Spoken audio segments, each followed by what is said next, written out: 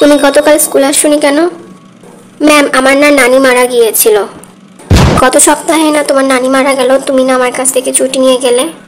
Ma'am, গত সপ্তাহে তো আমার নানা মারা গিয়েছে, তার আগের সপ্তাহে আমার নানি মারা গিয়েছে। তাহলে আজকে আবার তোমার কোন নানি মারা গেল? নানি মারা যাওয়ার পরে নানা আবার বিয়ে করেছিল। বউ মারার 7 দিনের মধ্যে আবার বিয়ে? ভালো হয়েছে সেও মারা গিয়েছে। এখন তাহলে বলেন আমার কি দোষ? হ্যাঁ, তাও ঠিক। যাই হোক, তুমি তোমার মাকে কালকে পাঠিয়ে দিও। কেন ম্যাম? আমি তো বললাম আমি কি জন্য আসিনি।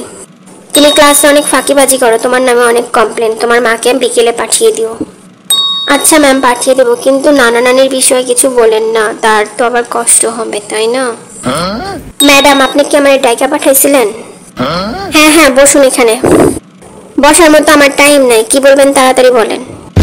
ও, বুঝতে পেরেছি, আপনার বাবা মা মারা গিয়েছে তো সেই জন্য হয়তো আপনার মন খারাপ, তাই না? আমার তো মা মারা গেছে, বাপ তো মারা যায় নাই। তাহলে কি ওনার দ্বিতীয় মা মারা যাওয়ার আগে আবার একজনকে বিয়ে করেছিল নাকি? কিছু বললেন? না না, বললাম আর কি যে আপনার তো দুইটা মা মারা গেল। দুইটা মা মারা গেল মানে? আমার মা তো সেই আমার ছোটবেলায় মারা গেছে। তারপর তো আমার জানা মতে আমার বাবার বিয়ে করে নাই। কি বললেন? আপনার মা অনেক আগে মারা গিয়েছে আর আপনার মা মারা যাওয়ার পর আপনার বাবা আর বিয়ে করে নাই? হ্যাঁ, বিয়ে করলে তো আমি জানতেই পারতাম, তাই না? তার মানে আপনার মেয়ে মিথ্যা কথা বলেছে আমার কাছে? কি মিথ্যা কথা বলছে আমার মেয়ে?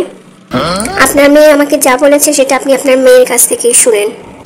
মেয়ের কাছ থেকে যখন শুনবো তাহলে আমাকে কেন এখানে ডাকলেন? আপনার মেয়ে ক্লাসে অনেক অমনোযোগী, ওর রেজাল্টও ভালো হয় না। ও কি বাসায় পড়াশোনা করে না নাকি? বাসায় যদি পড়াশোনা করাতে হবে তাহলে আর স্কুলে কেন পাঠাই? আগে বলেন, ওর রেজাল্ট এত খারাপ হয় কেন? সেটা তো আমার চেয়ে বেশি আপনাদের জানার কথা। ওকে কি বাড়িতে ঠিক মতো পড়ান না? বাড়িতে যদি পড়াই তাহলে এখানে পাঠাবো কেন? আর আপনার মেয়ে একটুতেই বেশি কথা বলে, জানি না কার মতো হয়েছে। আমার সোল কার মতো আবার হবে? আমার মতোই হয়েছে। দেখুন, আপনি বোঝার চেষ্টা করুন, যদি ওর অবস্থা এরকমই থাকে তাহলে কিন্তু ওকে ফেল করিয়ে দেব। ওর অবস্থা যদি এরকমই থাকে তাহলে আমি ওকে আর স্কুলে রাখবো না। আপনার সাথে তো দেখছি কথাই বলা যাবে না, আপনি তো আপনার মেয়ের কোনো দোষই দেখতে পান না। কথা যখন বলতে পারেন না তাহলে ডাকছেন কেন? আমি চলে যাচ্ছি।